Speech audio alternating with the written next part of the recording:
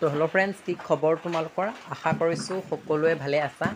তো আজি মই তোমালোকৰ বাবে এইচএছ ছেকেণ্ড ইয়াৰ ছাত্ৰ ছাত্ৰীসকলৰ বাবে অসমীয়া কিতাপখনৰ যি আমাৰ চেপ্টাৰ 2 মগনিয়াৰ চেপ্টাৰ 2 আছে, সেই চেপ্টাৰটোৰ আজি কেইটামান ইম্পৰ্টেণ্ট কুৱেশ্যনৰ বিষয়ে ডিছকাছ কৰিম।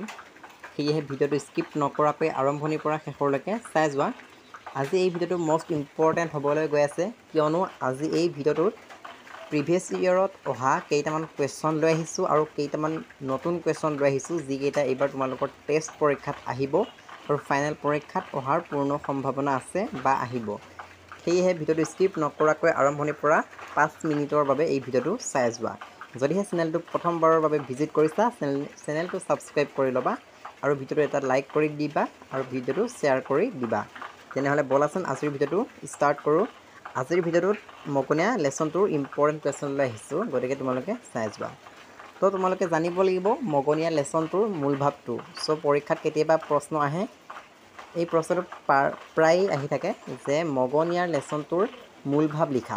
চ' মূল ভাৱ বিভিন্ন ধৰণৰ কিতাপত আছে, সেইবোৰো আহিব। তাৰ ভিতৰত এটা ইম্পৰ্টেণ্ট হৈছে মগনিয়াৰ কবিতাটোৰ মূল ভাৱ লিখা, আৰু সেই মূল ভাৱটো জানিলে তুমি সেই চেপ্টাৰটোৰ পৰা যিয়ে লং কুৱেশ্যন নাহক কিয় তুমি লিখিব পাৰিবা।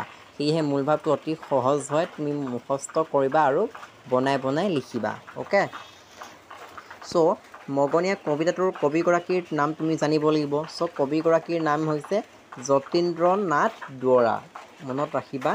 আৰু যতীন্দ্ৰ নাথ দুৱৰাৰ জন্ম ক'ত হৈছিলে, মৃত্যু ক'ত হৈছিলে, আৰু তেখেতে ৰচনা কৰা কবিতা পুথি, সেইবোৰ তোমালোকে মুখস্থ কৰিব লাগিব, পৰীক্ষাত আহিব। চ' আজি প্ৰথম প্ৰশ্নটো হৈছে 1 নম্বৰ, মগনিয়াৰ কবিতাটোৰ কবি কোন? চ' তোমালোকে ইতিমধ্যে জানা বা পঢ়িছাই যে মগনিয়া কবিতাটোৰ অৰ্থাৎ মগনিয়াৰ পাঠটোৰ কবিতাটোৰ অৰ্থাৎ সেই কবিতাটোৰ কবিগৰাকীৰ নাম হৈছে যতীন্দ্ৰ নাথ দুৱৰা। প্ৰশ্নটো পৰীক্ষাত আহে। 2 নম্বৰ প্ৰশ্নটো হ'ল মগনিয়া কি কবিতা বুলি জনা যায়? চ' মগনিয়া হৈছে কথা কবিতা বুলি জনা যায়। চ' মগনিয়া এটা কি কথা কবিতা। 3 নম্বৰ প্ৰশ্নটো হ'ল কথা কবিতা অসমীয়া কাব্য জগতত কেতিয়াৰ পৰা সৃষ্টি হৈছিল? অৰ্থাৎ কোন শতিকাৰ পৰা কথা কবিতা সৃষ্টি হৈছিল? প্ৰশ্নটো এনেকৈও আহিব। তো উত্তৰটো লিখিব লাগিব 19 শতিকাৰ পৰা। তো এই প্ৰশ্নটো পৰীক্ষাত আহিব, মুখস্থ কৰিবা। 4 নম্বৰ প্ৰশ্নটো হ'ল অসমীয়া ভাষাৰ প্ৰথম গৰাকী কথা কবিতাৰ ৰচক কোন? তো কথা কবিতাৰ ৰচক কোন? যতীন্দ্ৰ নাথ দুৱৰা। 5 নম্বৰ প্ৰশ্নটো হ'ল যতীন্দ্ৰ নাথ দুৱৰাৰ উমৰ তীৰ্থ কোনগৰাকী ফাৰ্চী চুফী কবিৰ কাব্যৰ ভাৱানুবাদ? তো উত্তৰটো হ'ল উমৰ খায়ামৰ কাব্যৰ ভাৱানুবাদ। তো ইয়াত ভৱানুবাদ আছে, তোমালোকে ঠিক কৰি ল'বা।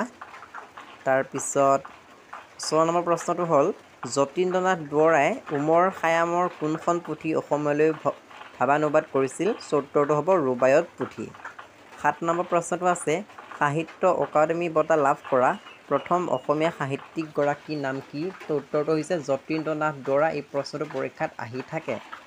8 নম্বৰ প্ৰশ্নটো হ'ল উমৰ তীৰ্থ কাব্যপুথিৰ মূল কি? উত্তৰটো হ'ল উমৰ খায়ামৰ ৰুবায়ত পুথি। তো এই প্ৰশ্নটো পৰীক্ষাত আহিব, মুখস্থ কৰিবা।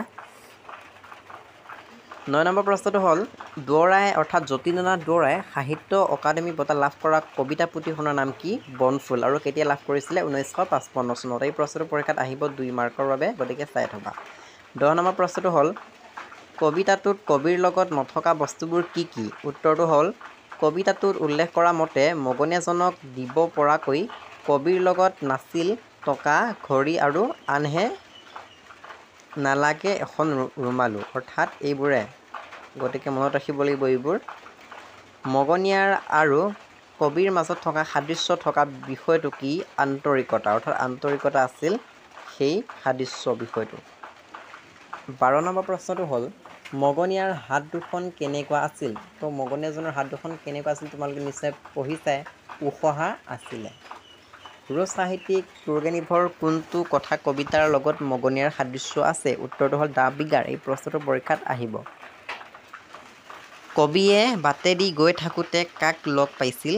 উত্তৰটো হ'ল এটা বুঢ়া বেমাৰী হাড় ছাল ওলোৱা মগনিয়াক লগ পাইছিল। চ' কথা কবিতা বুলিলে কি বুজায়? ইয়াৰ 2টা বৈশিষ্ট্য লিখা, মষ্ট ইম্পৰ্টেণ্ট, পৰীক্ষাত আহিবই এই প্ৰশ্নটো। এই প্ৰশ্নটো ফাইনেল পৰীক্ষাটো আহিছে, গতিকে এই প্ৰশ্নটো মুখস্থ কৰিবা, টেষ্ট পৰীক্ষাত আহিব।